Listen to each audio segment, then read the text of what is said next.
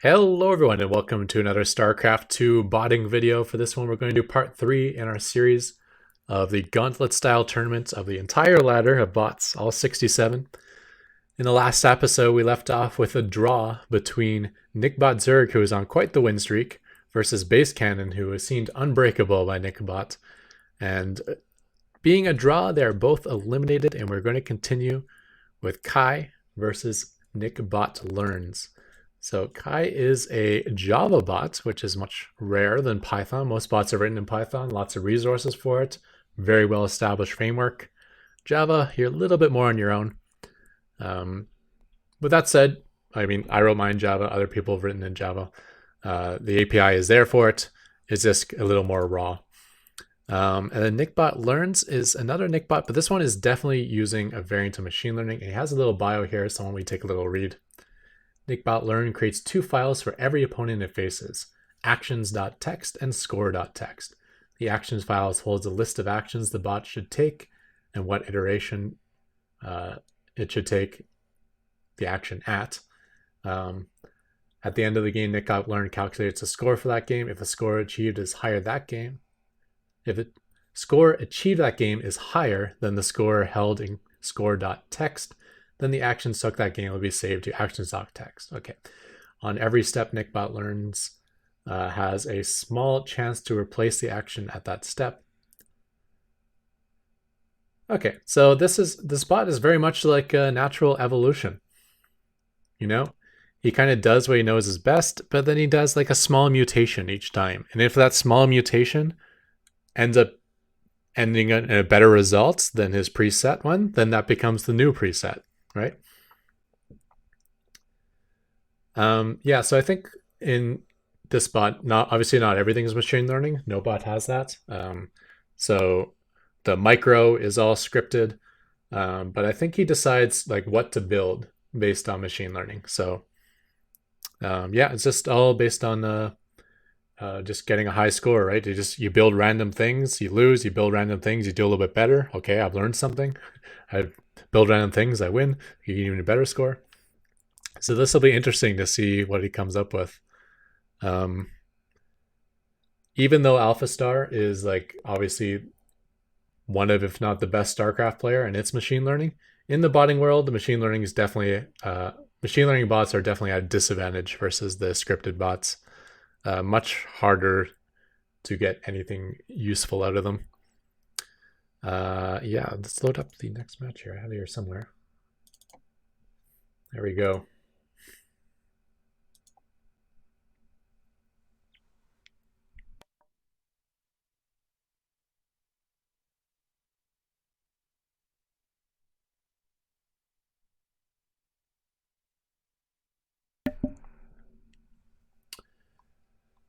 All right, so this match will be on Submarine. I'm just waiting for OBS to pick it up. There we go. Between Nickbot Learns and Kai, I believe is how you pronounce that. All right, let's get the production tab up. And spawning in the top left, we have the red Terran, the Java bot. It is Kai. In the bottom right of Submarine, we have the blue Terran. I almost said Zerg and Protoss there. Terran. It is Nickbot Learns, our first machine learning bots that we have seen in here. Yeah, so it's going to be a TVT. Already a deviation in the builds, as we see a much later supply depot out of Nickbot Learns. And a whole ton of resources being saved up. So yeah, as you can see, definitely this is not a preset build order. This is something that the bot has figured out over many iterations of playing the game, using what begins with just random structure building and slowly evolves into figuring out that building things in certain order creates higher scores than other orders. Cool little structure placement here. Very space efficient. And getting up to 3 barracks. Meanwhile, on the other side of the map, Kai has gone gas first into command center. Oh, is he a Terran after my own heart? Are we going to see a planetary at the natural? I can't imagine what else a CC first and a gas would equate to. And a second gas. Probably not at the best position, as this gas will finish probably at least 20 seconds before the command center will. Yeah, 11 seconds left on that. And yeah, a good 30 seconds left there. Meanwhile, we do have barracks and depot in the main base.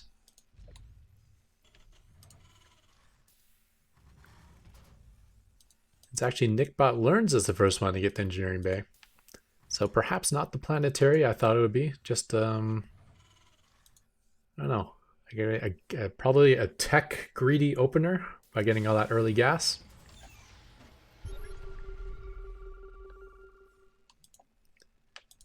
Barracks is actually not being put to use. No orbital on the way. Orbital at the natural. And despite getting those 2 early gas geysers, he actually only mined 50 gas, right? So it's not that gas greedy.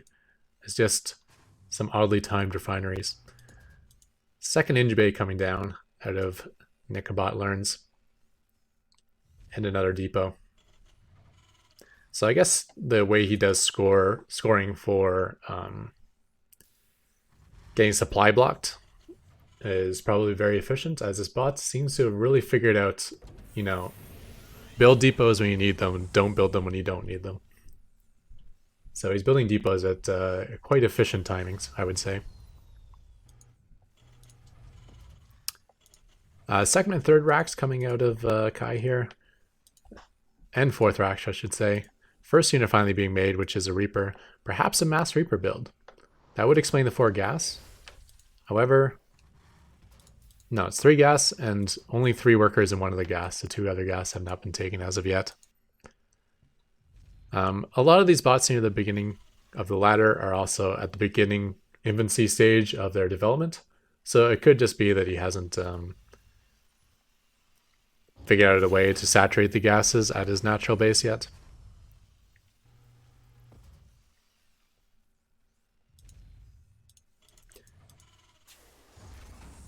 But both of these bots are very heavy on the barracks. I mean, Kai does have definitely the advantage in the income, I would say.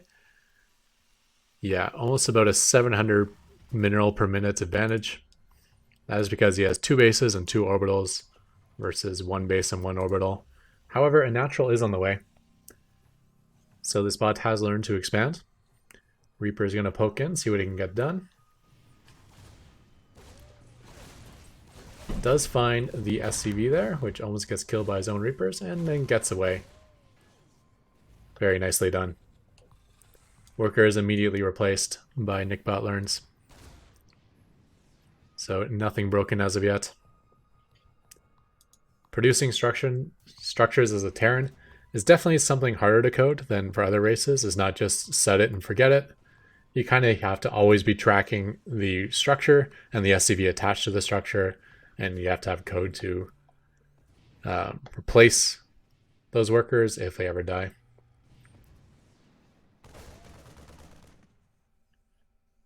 Terran also has the issue of requiring more structures than the other 2 races, which means you get finding space to place these things without trapping units can also be difficult. You also gotta leave space for add-ons if you're going to be using them. Kai is now up to his 3 base economy. However, his gas geysers are still undersaturated. Yep, just working off that 1 gas. But it looks like the bot is smart enough, even if it's intending to make Mass Reaper right now. It knows, hey, I don't have the gas, so let me make Marines instead. And is actually floating gas, despite only having 1 saturated gas geyser.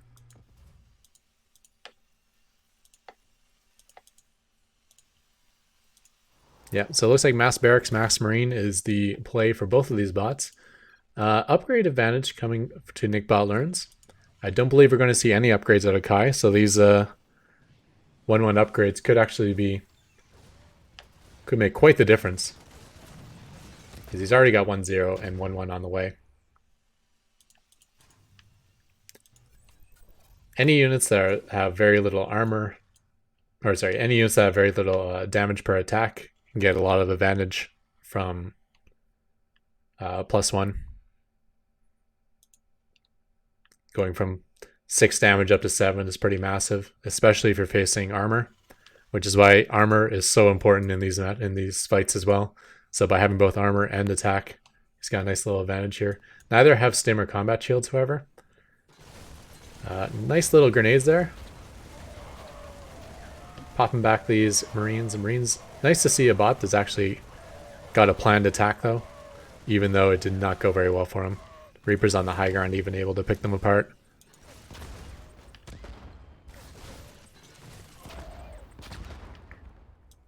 Capable of dodging his own Reaper grenades, which is surprisingly something we don't see often with bots.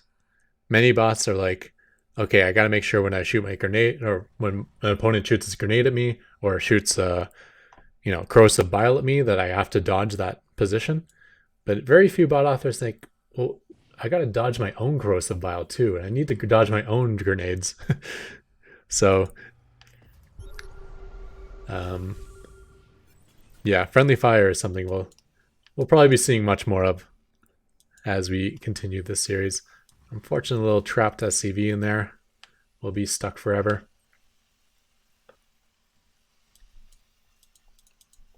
Another massive Marine squad coming out here. Yep, just with the barracks and the command centers though. I do like that Kai is expanding faster and has a much larger worker count. Look at that worker count difference, 80 to 33. I did not notice that. That makes me believe that Kai is actually at a major advantage here, despite losing that first fight handily and being well behind in upgrades. Oh my goodness.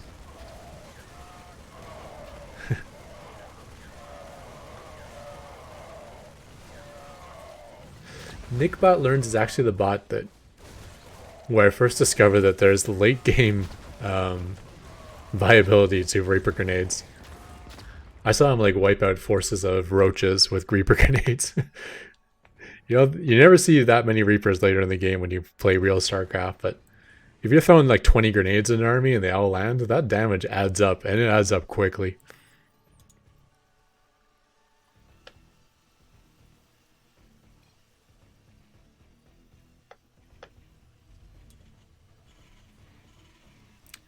Wonder how that score is calculated. I wonder if it's even using the predetermined score of StarCraft2.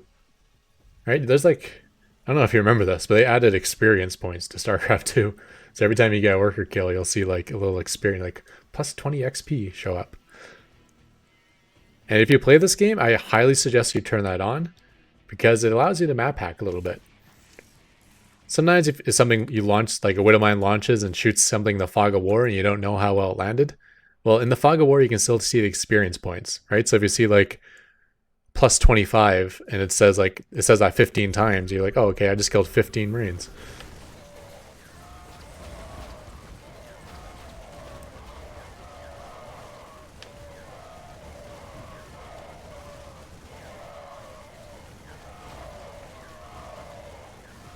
Yeah, so another great fight. It's a nice little concave here.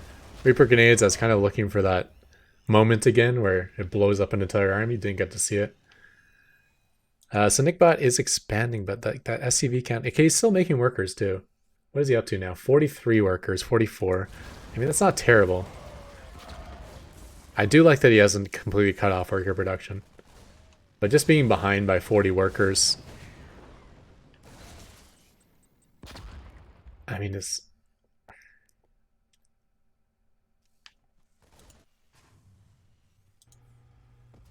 Oh, and he got an armory too.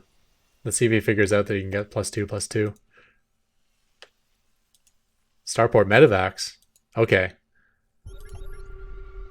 And +1 weapons for his no mech units. Okay, interesting. So this machine learning has figured out like building late game tech as well.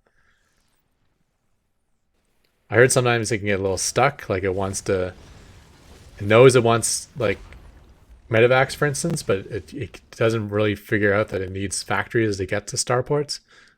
I know it had that issue for a while, but it looks like it's figured that out on its own, which is nice.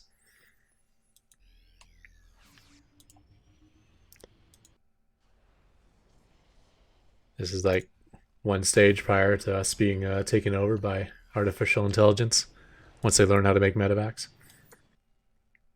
Although I guess that would be like a friendly AI, right? Because bots don't need medevacs. That's purely to heal us, you know, after they send us to war.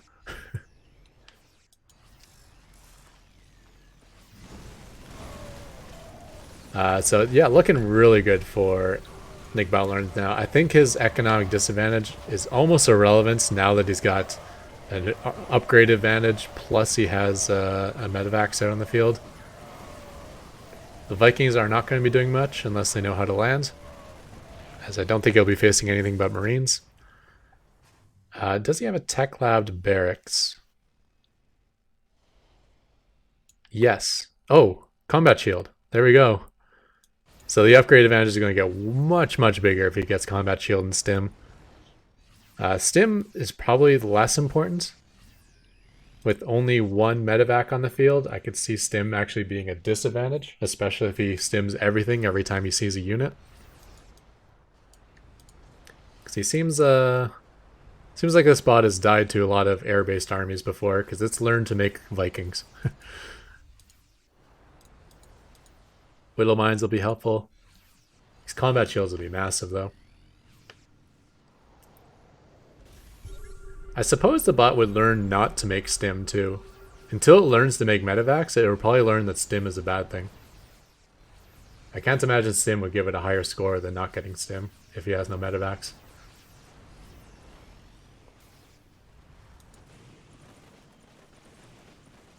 Whole ton of Reapers went out somewhere. I think I missed that. I might have harassed somewhere. I mean, Kai is still expanding, but there's no bases left for him to take. So the ability to maintain this economic advantage has more or less disappeared. At least he didn't trap any workers inside of this pocket. I guess he can't because there's an exit. Yeah, and we do have all orbitals out of Nick Botlerns as well, except for a single planetary. So the advantages of Kai have more or less disappeared. Nice little Widow Mine hit there. And it was revealed, so these Marines were all just ignoring it for the longest time.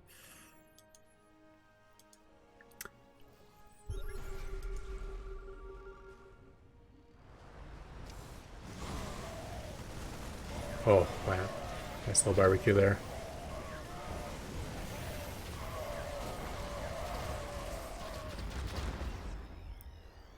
Reaper grenades hitting nothing. Another attack coming down the ramp. Oh no, he doesn't have vision. Not a good spot to fight.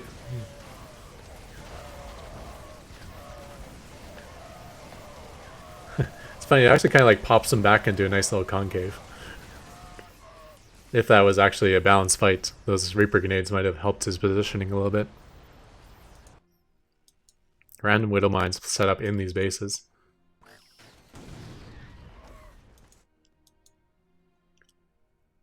I guess his Widow mines just kind of burrow when they see an enemy anything.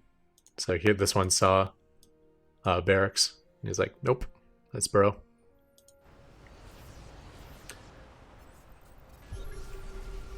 So I believe at this point... Oh wow, he's just really hitting everything now. Stim on the way, Cloak, Vehicle Weapons 2, Drilling Claws will come in handy. Magfield Accelerators, I did see a Cyclone. A single Cyclone. Definitely worth the upgrade with one. And actually another medevac on the queue, which is nice. Blue Flame on the Hellions. Okay, all the upgrades are being taken now. I like that as a late game option though, especially after you maxed out. You max out and then you get all these little upgrades. Because you can't buy more Hellions when you're maxed out, but you can make your existing Hellions better by getting another attack upgrade and getting Blue Flame.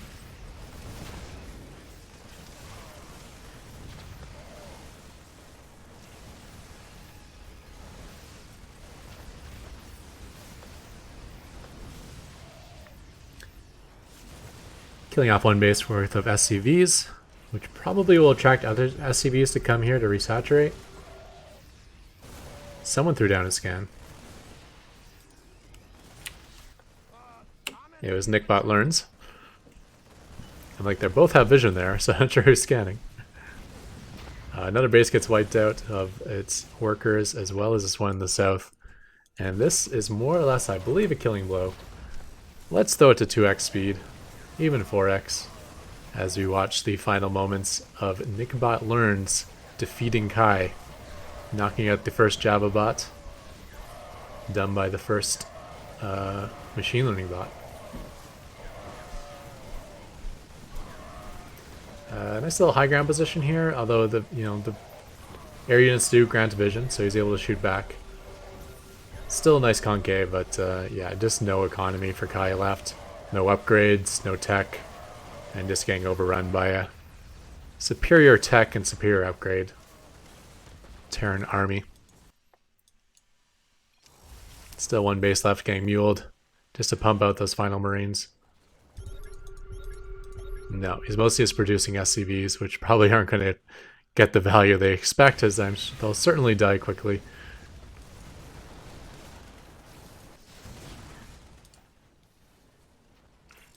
Throwing it up to 8x speed. Even a Thor out on the field.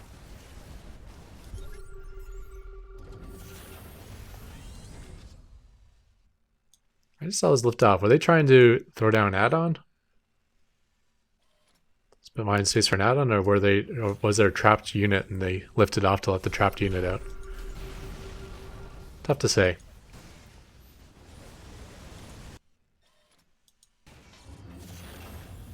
Yeah, I think it's when they can't build an add-on, they lift off and have some sort of code to try to find a new position for the add-on, which is obviously not perfect.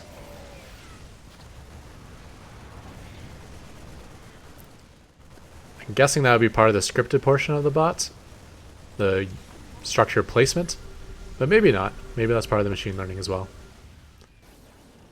Final base, and it is scouted by the Widowmine, throwing down the scan just for BM, and we have a victor. Alright, congratulations Nickbot Learns, and Kai is thrown in the scrap pile of bots. So Nickbot will continue on, and he will be facing Sun Tzu Bot. No, wait. I know how to pronounce that. Tau? No. Whatever. We'll just say that I don't. At least I know I'm wrong. That's the first step. And I think we'll throw that into this video as well. So let's get a little information here. Swarm them Zerg bot with adaptive unit composition. Interesting.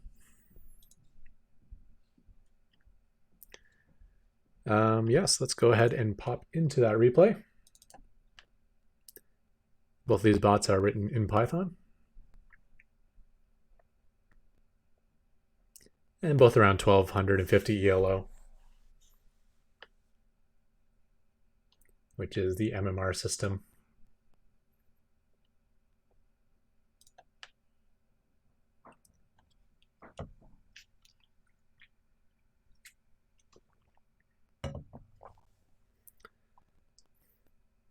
So we will be on ice and chrome here as we load into this map. The first Nickbot, I believe, was able to get 3 victories before getting knocked out of this gauntlet. Let's see how much this second one does. A little bit of information here. Good to see you again. So he's played him before. Best score I've had against you on this map was 1.4 million, which took 2,800 actions. Sounds like a long game, but it's kind of hard to tell. Yeah, some mutation chance. That's interesting. Right, so you kind of, with machine learning, you want to use your best known result, right? Because that's what's best. But you also want to learn to get better. And to learn, you can't just keep doing the same thing over and over again. So he has some percentage that gets set for how likely he is to try something different in each situation, which is set to 0.35%. So, out of every 300 actions, one of them is going to be something new. The higher you set that, the faster it'll learn, but the worse it'll perform. I don't know. I haven't done any machine learning myself, so I'm trying to think of, like, if you raise that percentage to, say, 5% up from 0.3%, then it might get so random that you won't even be able to make heads or tails of what's good and what's bad. It might also be that when he runs his bot locally, he has a much higher percentage for mutations. But on the ladder, he wants the bot to perform at its best, so it gives a very low percentage for mutations. Could be something like that. Anyway, we've seen this build over before, the depot into triple barracks. Or maybe it was depot barracks depot into 2 more barracks. But whatever it is, it's not terrible, as it's spending all the money. It's not getting supply blocked. And where it's not, perfectly efficient. I mean, if you're not getting supply blocked and you're spending your money, you're doing better than half of the StarCraft players on the ladder. Meanwhile, out of Sun Tzu bots, we got a gas. Let's see, it was probably a 15 hatch into a gas pool. And yeah, that must be what it is. Which times out quite well to get the 100 gas for link speed. Keeping his drones in the gas probably is an indication that he's going to be taking layer soon. Or it just could be an indication that he didn't do something like super efficient. like a doesn't have all the intricacies that pro players do. Because, eventually you'll need gas, so why not leave them there?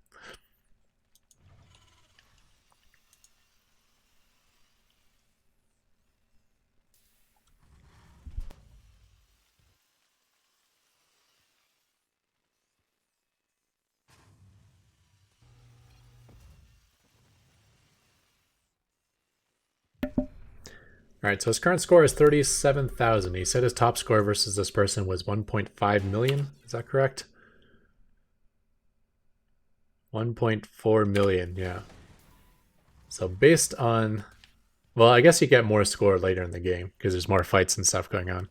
So I can't do a straight extrapolation to how long that game was. Yeah, Marines keeping an eye on these scouting Zerglings. Zerglings keeping an eye on the expansion timing, and speed has just kicked in. Meanwhile, we got a third base out of Sun Tzu bot, and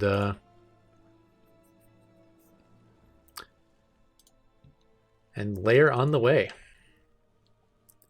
I really like the idea of layer at the natural base, because when you get layer, it adds 500 hit points to a base, and probably if you lose your natural, you've lost the game anyways.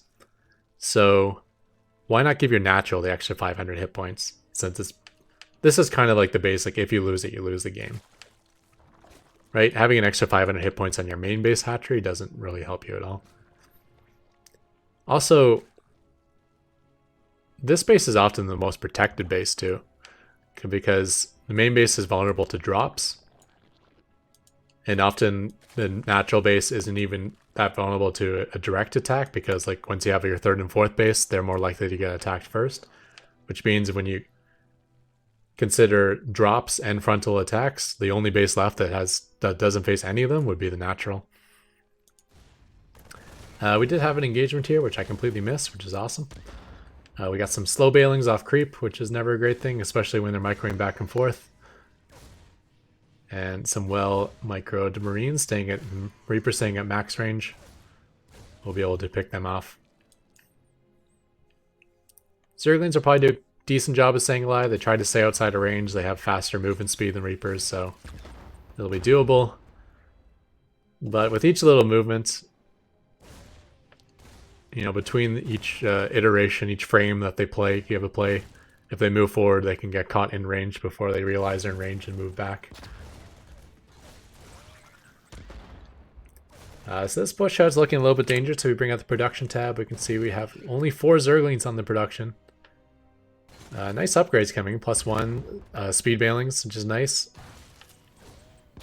Evo chamber, but how is he going to hold this off, especially when he's leaking these lings like 1 or 2 at a time and only building them 1 or 2 at a time? He's building 4 drones. Okay, we're going to get some queen assistance here, but if the queens fight on their own, well, the Zerglings are too afraid to engage.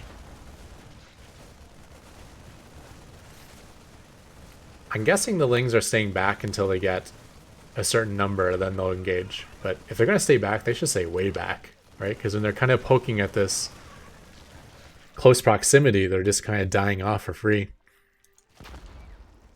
And if they're not waiting to get enough to attack, then what are they even doing? You can't kite with Zerglings or melee units.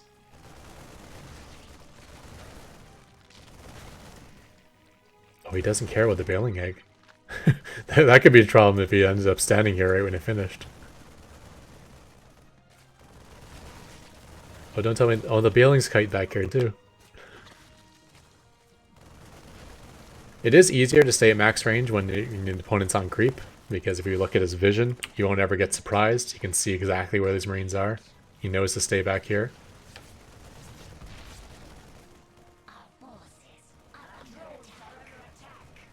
But he's still getting so close. You don't get that close unless you're going to go. So unfortunately, we do have some micro issues with Sun Tzu, and that could be his downfall. I liked the build order. I liked the the drone counts, the expansion timings. Everything looked pretty pretty top notch. Even getting the nice tech and upgrades, which is pretty nice. You're able to get to hive tech. So in many ways, this bot seems quite advanced. But this is the problem. No micro at all would be better than this. Just a move. At least you'll kill something. Maybe if you never fell behind in army size to begin with, it would work out better. I think every time he gets shot, he moves back as well. So it's like these bullets have like a kickback on like a pushback feature. Because sometimes they roll up nice and close and then they take a shot and then they run away.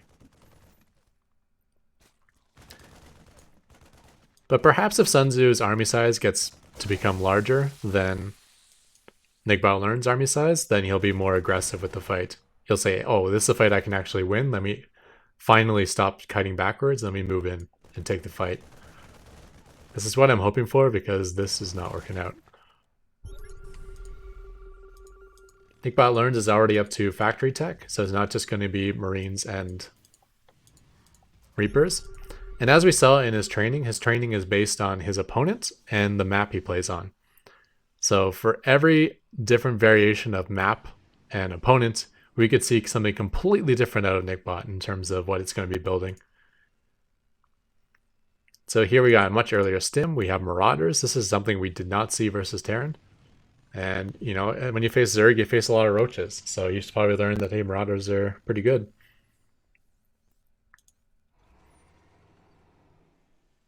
It's very difficult to code a Zerg late game. So Ling Bling Muta or, you know, Roach Ravager Hydra, those sort of strategies are much more common. Maybe with or without lurkers. But with bots, you rarely see things like Broodlord, Vipers, Mass Static Defense, you know, things like that. There are bots that have made some attempts at late game. Namely Spiny, which is the #1 Zerg bot. Kagamane is another one I know.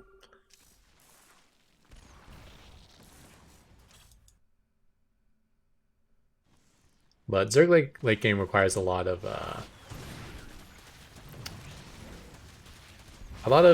decision makings as a group. And where bots can individually micro each unit, well, it's hard to code decisions as a group.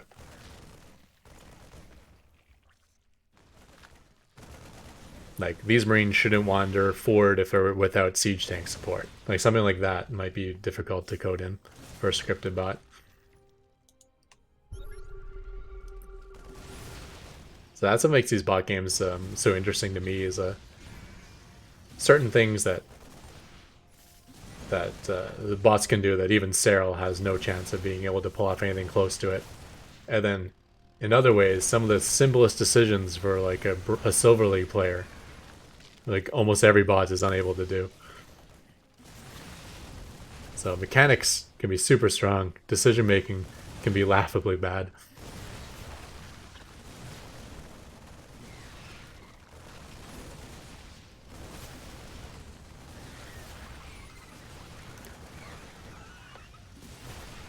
Yeah, so more of the same here, unfortunately.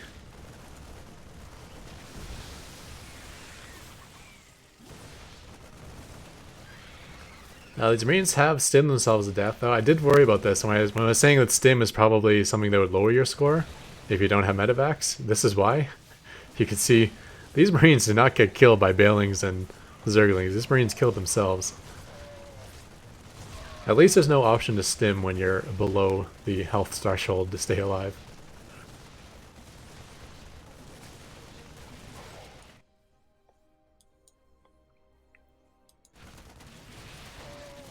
Ultralisk get on the field. Okay, nice to see the Zerglings actually attack the Marauders there, and not just kite from range. I'm still trying to figure out exactly what the logic is for when he tries to keep the Zerglings and Balings back, and when he tries to push it in. The logic might actually be really smart. It's just the execution of the logic isn't great. Like if he was actually keeping these units back, yeah, like here he's like, okay, I don't have enough of this Ultralisk, so I should stay back. But if he actually stays all the way back, like run home, it could be good. This little dancing at max range is not working out well. I guess Reaper Grenades still damage Ultralisks, if nothing else.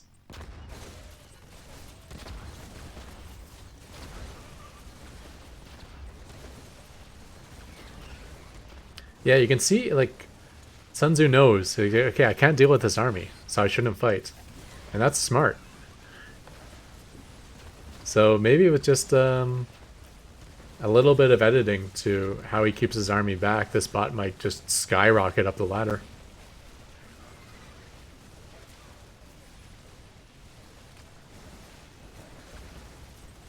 Because this game would have turned out way differently if Nickbot Learns wasn't getting all those free kills.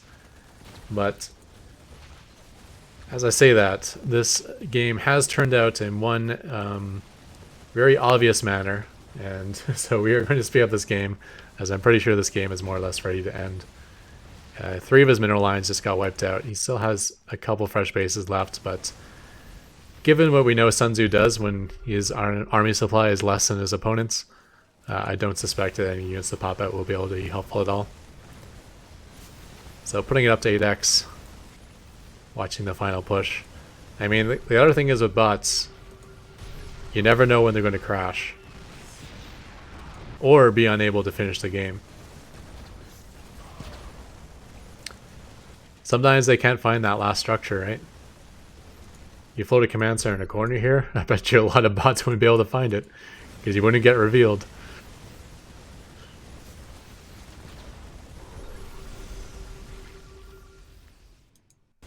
That's why every bot should just rate a function to attack a random position on the map. And then you just apply that function to every unit when it's cleanup time. If you can't, if the last structures aren't revealed. Anyways, GG, another win out of Nickbot Learns. That's 3 wins for the original Nickbot Zerg, and now another 2 for Nickbot Learns, beating both Kai and Sun Tzu Bot. I really wish I looked at that pronunciation before I started recording this video. Let's go back to this tab. Nope. This one. All right, so with that, we'll call it the end of this video. Nickbot will continue on, making it up to the top 60. We'll be facing Rookie Bot, followed by Generic Bot, followed by Noob Game.